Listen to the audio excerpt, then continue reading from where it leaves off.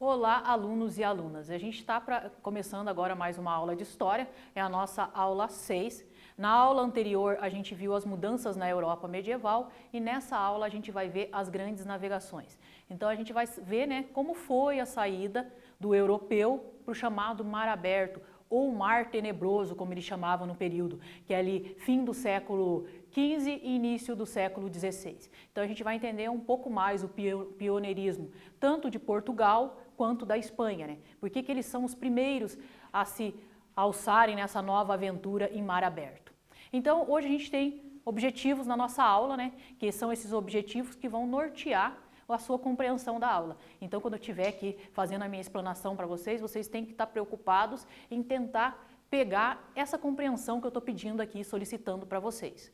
Então, aqui, ó, explicar o significado, né, da modernidade, estabelecer uma análise crítica. Novamente, né, a gente sempre está preocupado com a questão de inclusão e exclusão. Quem são os favorecidos e quem são os desfavorecidos dentro do percurso da história? Por que acontece isso? Identificar as conexões e interações entre as sociedades do Novo Mundo, que vai ser, né, a chegada do europeu à América, né, também da África e da Ásia, né, como é que vai ser o deslocamento dessa mão de obra que é retirada da África e levada para a América, como é que vai ser o contato, né, entre o colonizador e o colonizado. Então a gente entender um pouco melhor todas essas relações e o que isso influencia diretamente, né, a nova sociedade que está surgindo, que como eu disse na aula anterior, a gente vai ter cada vez mais uma sociedade pré-capitalista. Cada vez mais os reis, né, da modernidade vão estar preocupados com os acúmulos, né? Acumular metais, acumular dinheiro, né, acumular bens, móveis, imóveis. Então essa preocupação vai começar a surgir dentro da mentalidade do homem. E a gente tem que entender um pouco melhor, né, qual é a atuação desse novo grupo social que está emergindo, que são os burgueses. Tá? Então aqui a gente tem uma imagem que é da animação Moana, que provavelmente a maioria de vocês já deve ter visto, né? Então conta a história dessa menininha corajosa, né, que quer romper a arrebentação da vila, do vilarejo onde ela vive e sair para mar aberto. Então ela vai viver uma aventura, né? As navegações em alto mar, até hoje, ela atrai a nossa atenção. A gente se atrai por aquele mar infinito. Você está lá na beira da praia e você visualiza o mar e aquele mar nunca acaba, nunca acaba. Você, quando está sobrevoando de avião o mar, você olha água, água, água. Então você quer entender um pouco melhor, né, o que é esse mar, o que esse mar pode reservar para o homem. Então é claro que nessa passagem do homem, né, de uma navegação interna ali no mar Mediterrâneo, sempre perto da costa, ele sair fora da costa, né, onde as embarcações não enxergam mais terra. Como é que é essa aventura? Qual que é a sensação que esse homem vai sentir? Então a gente vai entender um pouco melhor o que levou eles a fazerem as grandes navegações.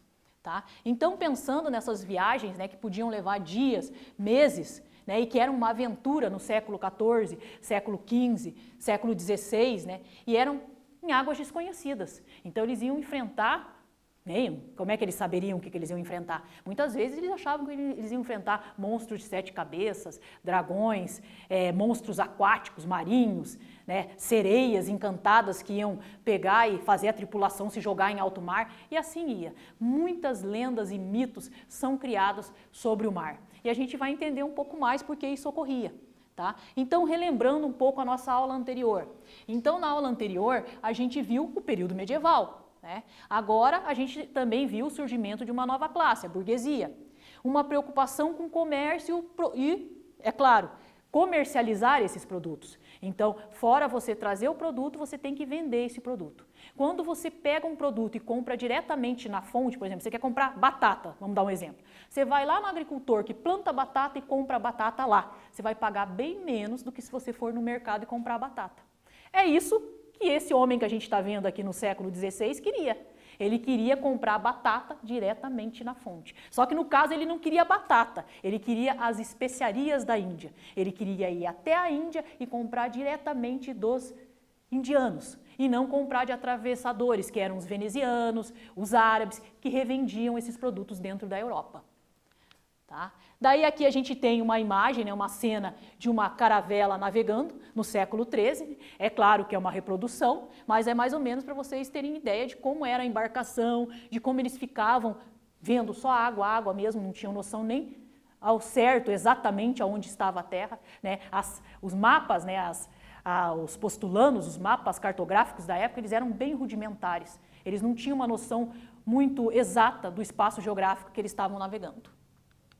Daí aqui a gente tem, né, voltando ali o período medieval, como era o comércio na Idade Média, as feiras, né, muita gente, muita circulação de produtos, venda de tudo quanto é tipo de produto que você possa imaginar, vendiam-se nessas feiras medievais e também nas feiras da Idade Moderna.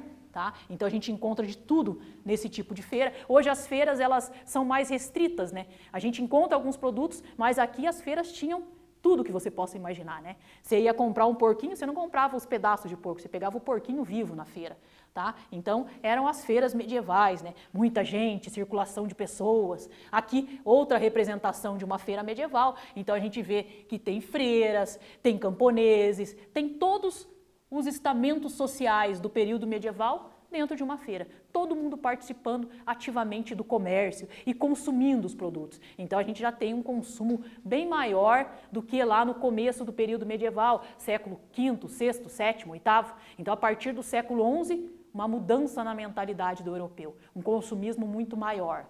Tá? Então aqui, ó, passagens da Idade Média para a Idade Moderna, que é justamente o que a gente está vendo.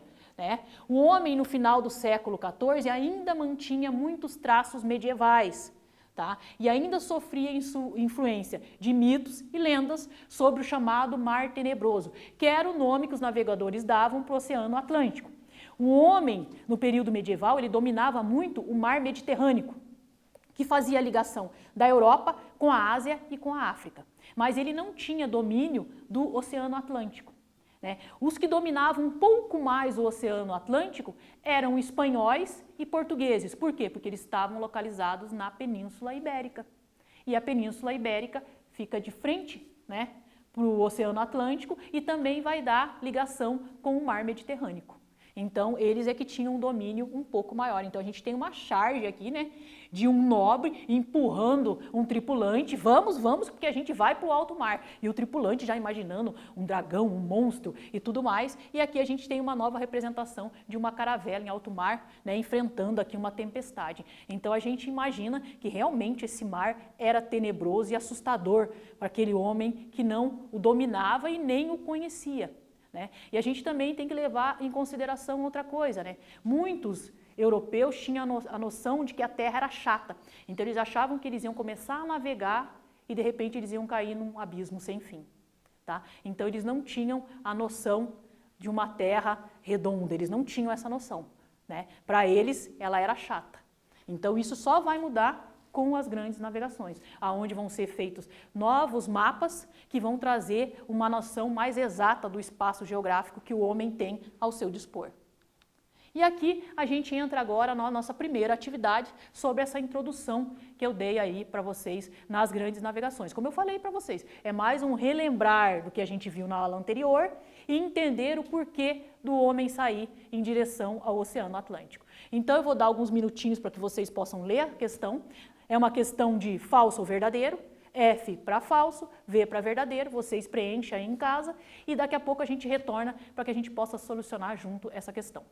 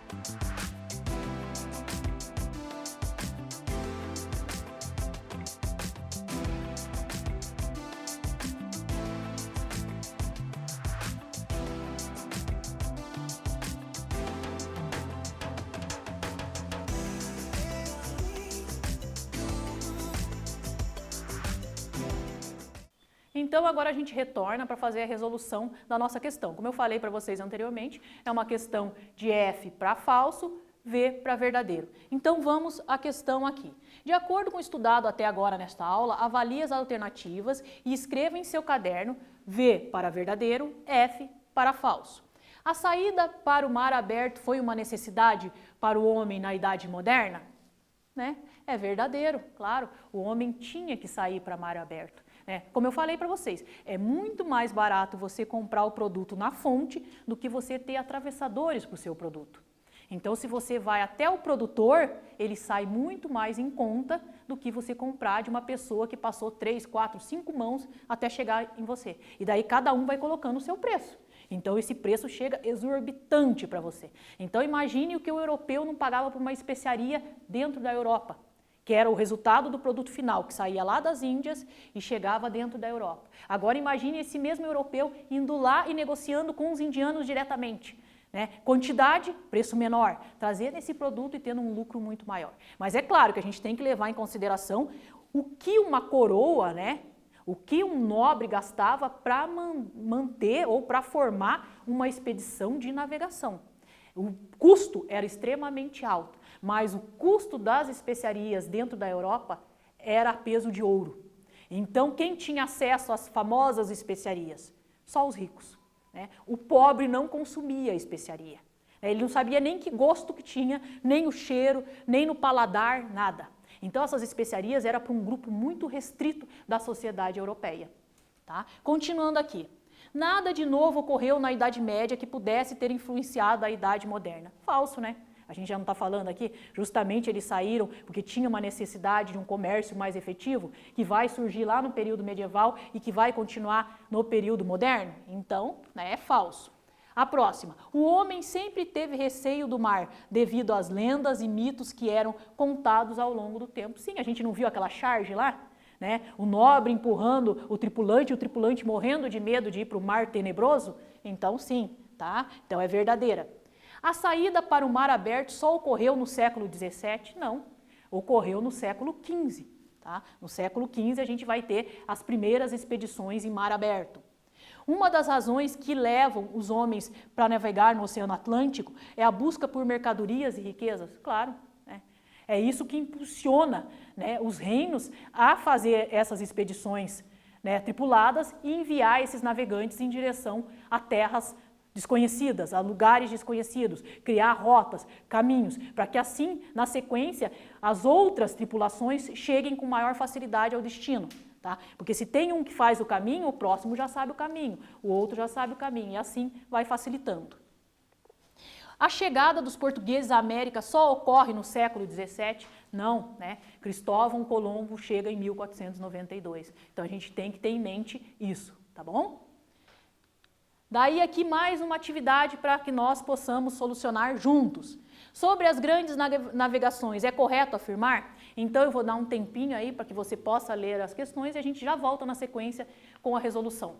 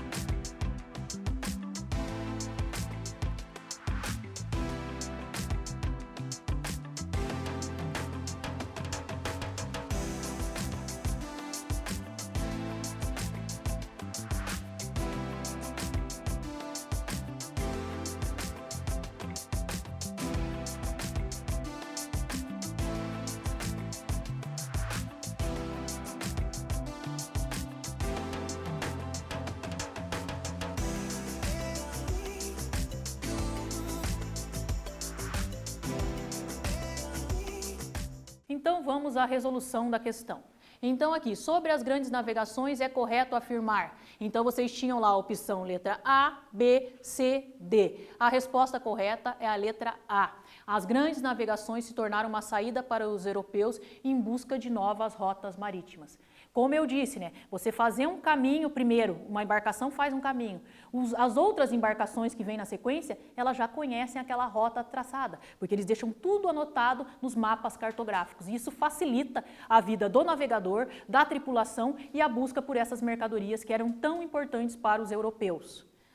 Tá? Então a gente tem agora aqui a questão do pioneirismo nas grandes navegações. Como eu falei para vocês, né, tem dois reinos que vão sair na frente, que é Portugal e Espanha, né? Muito devido à posição geográfica deles, que eles estão localizados na Península Ibérica, né? Eles têm ligação direta com o Oceano Atlântico e ligação direta com o Mar Mediterrâneo.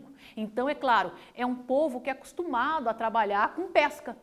Os portugueses pescavam atum, sardinha, já em mar, mas não naquele mar aberto profundo. Mas eles já saíam das costas, eles se distanciavam mais, eles já sabiam fazer o percurso de ida e vinda.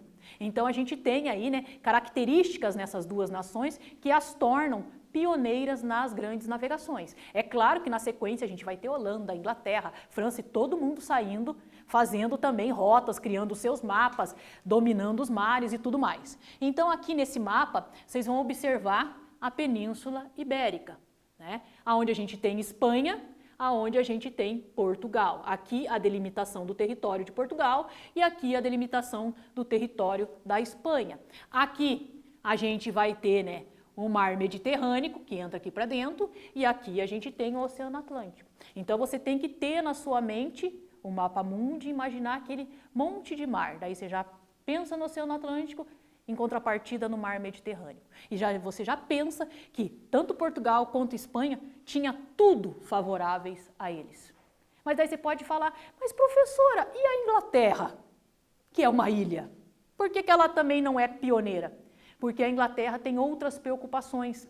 Eu não falei na aula anterior que a Inglaterra participou da Guerra dos 100 Anos, que durou 116 anos, aonde ela foi derrotada pela França? Então imagine economicamente como ficou a estrutura econômica da Inglaterra. Então ela tem que se reestruturar, se fortalecer, para daí sim ela poder fazer as navegações. E a gente sabe que a Inglaterra vai se tornar, né, a Senhora dos Mares na sequência. Então, no século XVII, a Senhora dos Mares é a Inglaterra. Então, a gente tem que dar esse tempo para que o país possa se recuperar. Ele passou por uma guerra de 116 anos. Vocês conseguem imaginar ou mensurar o que é ficar 116 anos num conflito? O quanto isso arrasa uma sociedade, economicamente, politicamente, socialmente? Né, a parte de estrutura de alimentação, produção de alimentos. Então, é claro, vai levar tempo para a Inglaterra poder se reerguer e competir com essas duas potências navais que a gente tem aqui, que é a Espanha e Portugal. Então, agora a gente vai ver cada um dos produtos ou as famosas especiarias da Índia. Então eu vou passar por cada um dos produtos aqui na sequência dos slides e vou dando uma pinceladinha o que é cada produto, qual a importância dele. Alguns produtos com certeza isso eu já provei, essa eu conheço, não gosto de cravo, não gosto de pimenta, mas você vai saber o que são esses produtos e por que eles são tão importantes para o europeu, né? Porque eles dão sabor aos alimentos. Imagine você lá no século XIV, aonde você não tem rede de esgoto, aonde você não tem saneamento básico, aonde você não tem água potável, aonde você não tem chuveiro para tomar água quente. Se você quiser, você tem que esquentar a tua bandejinha de água lá e jogar em cima de você. Imagine você poder experimentar uma carne com gostinho, em vez de comer a carne sem gosto nenhum, que era assim que a maioria das pessoas comiam, sem gosto nenhum. Então, para eles, isso dá um prazer imenso. Por isso que eles pagam a peso de ouro as famosas especiarias. Porque isso dá sabor ao alimento. Isso torna o paladar do europeu, o alimento, muito mais agradável. Então, vamos às especiarias. Tá? O que os europeus buscavam de produtos? Canela, né? Todo mundo conhece a canela, né? Você faz lá um arroz doce, a tua mãe joga uma canelinha por cima, uma canjiquinha. Nossa, que delícia que fica, dá um aroma, um gosto diferente. E se a gente for no mercado e for buscar canela em pó, canela, raminho da canela, a gente vai ver que o preço é alto, pelo tanto que você leva para casa. 2 raminhos, por exemplo, de canela, você vai pagar em média hoje no mercado em torno de 3 a 4 reais. Imagine 2 raminhos. É caro se você contabilizar ou se você transformar isso num quilo de arroz, que você paga quase o mesmo valor. Daí na hora você pode até não perceber o quanto é caro esses produtos, mas eles são caros se você pegar a miligramagem que você está levando. Quantas gramas eu estou levando de determinado produto? Daí você vê quanto ele é caro. Agora imagine 1 quilo de arroz a 4 reais, 2 raminhos de canela que pesa em torno de 10 gramas, os mesmos 4 reais. Agora tenta transformar esses 1 quilo de arroz em 1 quilo de canela em raminho e faça as contas para você ver o preço. É alto. Até hoje as especiarias são caras, muito caras. Só que a gente não percebe porque a gente utiliza uma quantidade muito pequena nas nossas receitas. Mas se a gente utilizasse uma quantidade maior, seria um rombo no nosso bolso, porque elas continuam tendo um valor comercial alto.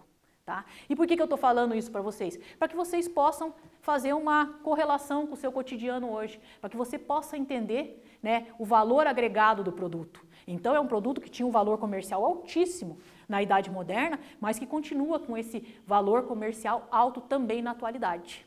Tá? Daí aqui a gente tem o açafrão, né, que é a especiaria mais cara do mundo. Né? Os monges budistas, eles tingem suas vestes com o amarelo do açafrão, né? Para quem não sabe essa curiosidade. Então, aquele amarelo do monge budista que você vê, né? Dalai Lama, né? Você vê lá um monte de monge com aquela cor amarela, daí ele usa uma cor marrom mais escura, mas o que predomina é o amarelo do açafrão. Tá? O amarelo do açafrão está ligado ao simbolismo da iluminação e da sensatez. Então, o monge, ele só utiliza a roupa se ela for tingida, né, pelo açafrão. Ele não compra com o tingimento que a gente utiliza o nosso amarelo hoje. É um amarelo especial. Então, ela tem um valor comercial altíssimo. Lá no Tibete, dentro da Índia, né, nesses países onde tem um número maior de monges. Indonésia, tá? Então, aqui o cravo. Também conhecido como cravo da Índia ou cravinho, que a gente utiliza hoje, né, em larga escala. Apenas no século XVI, os europeus chegaram às Ilhas Molucas, lugar de origem do cravo. Então, demorou muito tempo eles traçarem uma rota para eles chegarem na fonte para poder buscar o cravo e trazer de volta para a Europa. E esse cravo que chega na Europa, depois ele é distribuído na América, ele vai para a África e assim por diante. Tá? Noz moscada. Que é outra especiaria que também tem um valor comercial alto no dia de hoje. Tá? Você comprar ali 50 gramas de noz moscadas, hoje você vai pagar em torno de 9 reais. É caro, tá? É um produto caro, mas se você quer fazer um molho branco, uma lasanha, outro gosto. Né? Se você quer colocar a noz moscada para temperar uma carne, fazer, por exemplo, um molho madeira, outro gosto. Então os europeus descobriram o fascínio dessas especiarias no paladar. Por isso que eles iam atrás, por isso que eles buscavam, sem contar o valor agregado também, né? O lucro. Né? A gente não pode deixar pensar, é só por causa do paladar. Não, porque era altamente lucrativo vender. Tá? Daí a gente tem a pimenta, hoje a gente tem N tipos de pimenta. Né? Aqui a gente está vendo a pimenta branca, preta, longa, né? A pimentinha vermelha, né? A pimenta malagueta. Né? A pimenta ela é utilizada para fazer vários pratos. No período que a gente está estudando aqui, que é século XV, XVI, também em vários pratos era utilizada a pimenta. Então, o europeu gostava muito de coisas com base de pimenta, então atraía, né, um comércio bem grande. Tá? A gente tem o gengibre. Né? O gengibre, hoje em dia, ele é muito utilizado para colocar como aromatizante dentro de água. Então, ele dá quando você toma, você sente aquela refrescância, né? Parece que até o calor some quando você põe um pedacinho de gengibre na tua água. Também dizem que ajuda na digestão, a emagrecer, daí, né, várias coisas aí, tá? Então, a Índia, a gente vai encontrar o gengibre, que eles iam buscar na Índia e na Malásia, tá? Marco Polo vai ser um dos que vai introduzir o plantio do gengibre também dentro da Europa, vai trazer quando ele faz lá as viagens dele. Então o gengibre acaba sendo uma outra especiaria com alto poder agregado. Agora aqui a gente vai fazer uma atividade. Nessa atividade, a gente vai entender melhor qual eram as rotas marítimas e aonde eles iam e por que eles iam. Então a gente tem um mapa aqui das rotas das especiarias, né, de 1401 a 1500. Então ele vai mostrar claramente, né, o percurso que eles faziam quando eles entravam por dentro do território. Só que com a queda de Constantinopla em 1453, sob o domínio dos turcos otomanos muçulmanos, eles tiveram que buscar outro caminho. Tá? Essa também é uma das razões deles buscarem outras rotas marítimas. Então, vou dar um tempinho para que vocês possam olhar o mapa, para a gente já na sequência começar a solucionar as questões.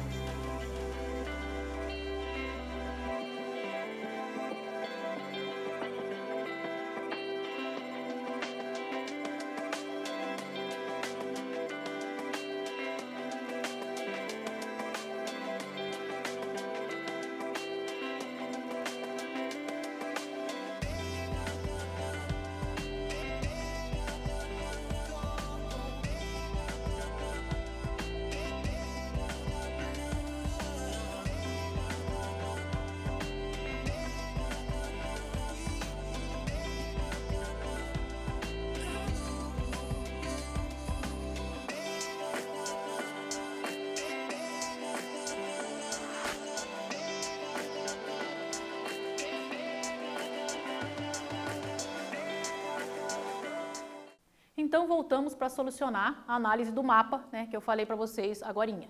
Então, aqui, com base no mapa que a gente acabou de ver, que é o mapa que mostrava ali as rotas, né, cite dois portos, né, do Oceano Índico, onde os árabes carregavam seus navios de especiarias. Então, seria Goa e Calicut, segundo o mapa. B, indique dois portos do Mediterrâneo Oriental, onde os italianos compravam especiarias dos árabes para revendê-las na Europa. Então, vai ser Antioquia e Tiro. né? São todas cidades que possuem portos e que têm, né, atracagem grande de embarcações, trazendo, levando, buscando, tá? C. Deu o nome de 2 portos da África, onde os árabes vendiam as especiarias aos mercadores italianos. Então seria Alexandria e Cairo, né, localizados no norte da África. Então você também tem que ter a noção lá do mapa, tá, né, para você poder mais ou menos entender aí o que a gente está vendo aqui na sequência. Tá? Atividade número 4, mais uma atividade aí para nós. Essa atividade é de múltipla escolha, então vocês vão marcar um xizinho em qual vocês acham que é a alternativa correta. No caso, você que está aí em casa vendo na televisão, você copia a questão que você acha que é a correta no seu caderno, para que você saiba a resposta, ou só a letrinha também pode ser. Né? Eu vou dar uns minutinhos para vocês lerem a questão e tentarem solucionar, e já na sequência eu volto com a resposta para vocês.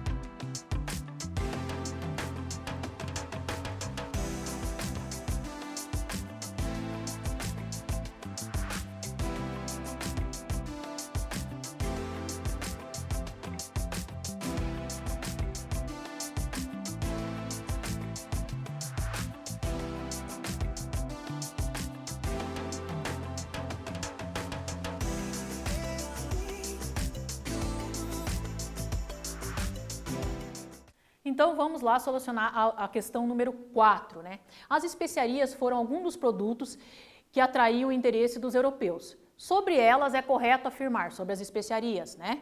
A gente tem a alternativa A, B, C, D. Eu tenho em mente que você já deve ter conseguido aí anotar qual que você acha que é a correta. A resposta correta é a letra D. As especiarias de maior interesse dos europeus eram canela, que eu mostrei para vocês a imagem lá da canela, até comentei sobre o preço agregado da canela hoje em dia, o preço da canela lá no período deles, e a canela até hoje é um produto caro, o açafrão também, cravo, noz moscada, pimenta e gengibre, que foram as especiarias que a gente viu as imagenzinhas, né, nos slides anteriores da própria aula. Daí agora a gente vai entrar na questão do pioneirismo português. Eu mostrei para vocês aquele mapa que mostrava o pioneirismo. Então lá na Península Ibérica, Espanha e Portugal. Aqui a gente tem, né, no século XIV os portugueses já participavam do comércio das especiarias. Só que eles não iam diretamente na fonte buscar o produto, né? Eram os atravessadores que traziam o produto para eles. Mas eles já trabalhavam, já vendiam, né, esse produto dentro de toda a Europa. Tá? Em 1415, o rei Dom João I organizou uma expedição que tomou a cidade de Ceuta, no norte da África, que era um ponto estratégico, tinha um porto ali estratégico para levar os produtos do continente africano para o continente europeu e vice-versa. Esse fato marca o início da expansão marítima portuguesa. Então, Portugal vai começar já no início do século XV a fazer a sua expansão marítima. Ele é o primeiro, tá, a começar esse expansionismo. Alguns fatores que determinaram o pioneirismo português. Então, vai ser agregado várias razões ou causas que levam Portugal a ser o primeiro. Já que a gente tem que pensar que a gente tem outras outros países na Europa que também têm acesso direto ao mar. Só que, no entanto, eles não fizeram essa navegação, eles não fizeram essas expedições marítimas como fez Portugal.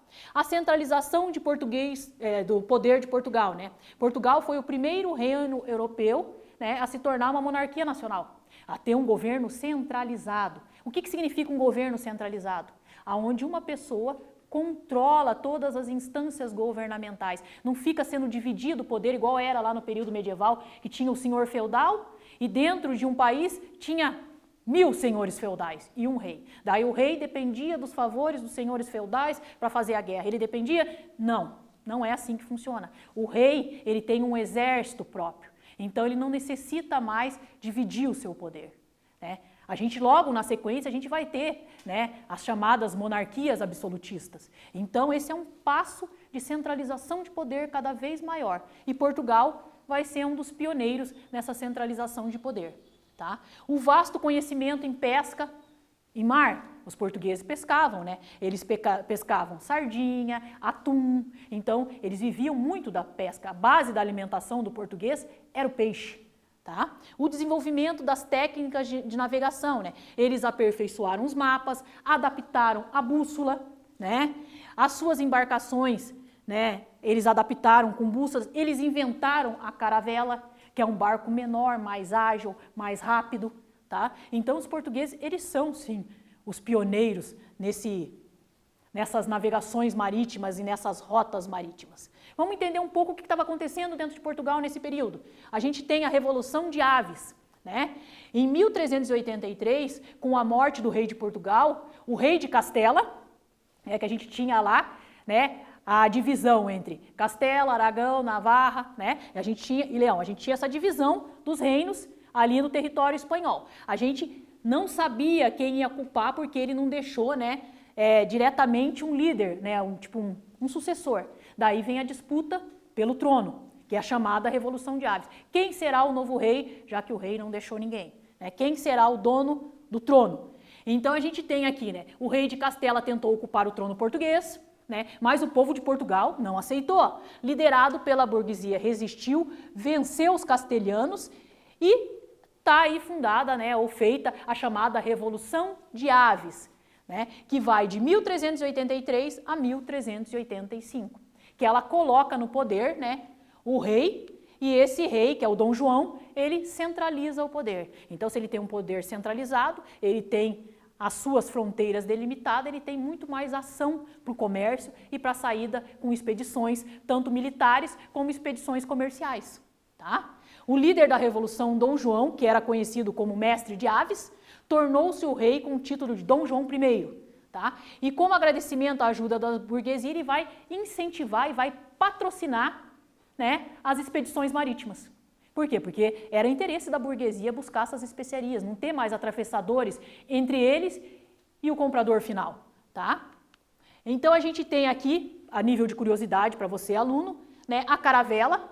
É uma invenção portuguesa, né? Sabe-se hoje que foram os portugueses os primeiros a projetar e construir uma caravela, isso por volta de 1440, né? A caravela, ela era muito mais ágil em mar aberto, ela possibilitava levar uma tripulação menor, mas em menor tempo ao seu destino. Então, ela conseguia, né, ter um alcance maior. Além disso, podiam também efetuar manobras rápidas, né? Logo, com o passar do tempo, eles também vão armar essas caravelas com canhão. Então, vai se tornar, além de ser um transporte marítimo e comercial rápido, ela também é uma máquina de guerra.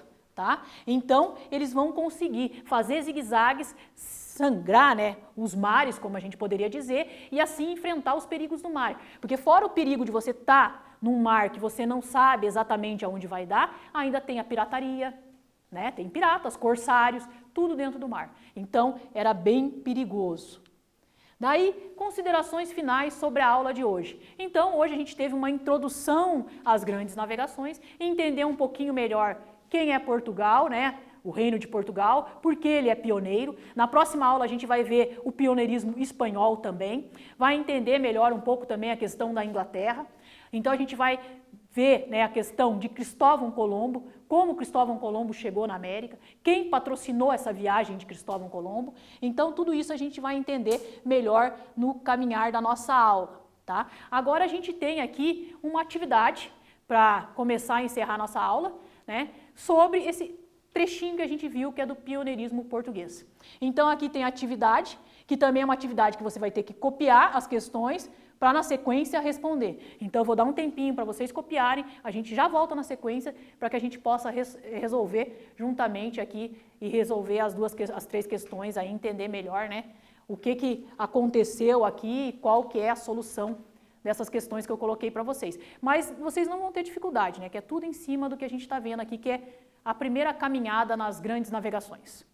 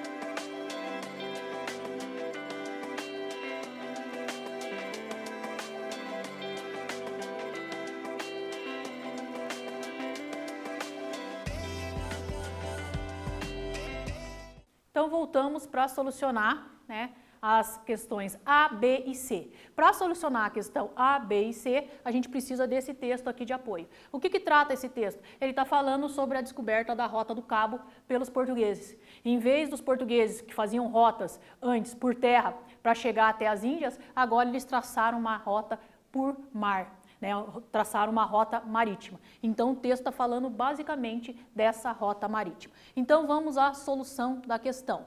O que eram as especiarias? Então, eram temperos, né, que a gente já viu anteriormente, como cravo, canela, pimenta, baunilha, gengibre, mostarda, né, noz moscadas. Daí você pode colocar N temperos, tá? Aqui eu citei alguns, mas é claro que você vai se lembrar de outros, você pode colocar, não está errada a sua questão, tá? Porque se a gente não fala aqui, dá o aluno, não coloquei, então vou mudar e vou voltar. Não, tá certo, tá? Letra B. O que era a Rota do Cabo e por que ela tinha esse nome? Era uma rota marítima que ligava o litoral de Portugal à Índia, contornando a África pelo Atlântico. Tinha o nome de Rota do Cabo, pois passava pelo Cabo da Boa Esperança, que inicialmente foi chamado, né, de Cabo das Tormentas. Daí depois que Vasco da Gama consegue contornar ele passa a se chamar Cabo da Esperança, que a gente vai ver na próxima aula também isso aí.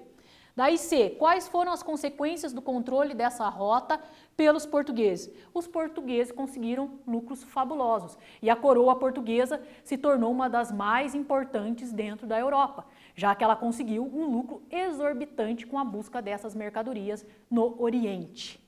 Tá? Agora a atividade número 6. Então, identifique a alternativa incorreta e justifique sua resposta. Então, você tem a letra A, B, C e D. Você vai escolher uma das 4 alternativas e justificar por que você escolheu ela, tá? Então, você vai escolher e vai dizer por que ela é a incorreta. Então, na verdade, você tem que fazer o quê? Arrumar a questão. É isso que você tem que fazer. Você vai escolher, vamos dizer, uma aleatória e você vai transformar ela numa resposta correta. Então, eu vou dar alguns minutinhos aí para vocês e a gente já volta com a solução de mais uma questão.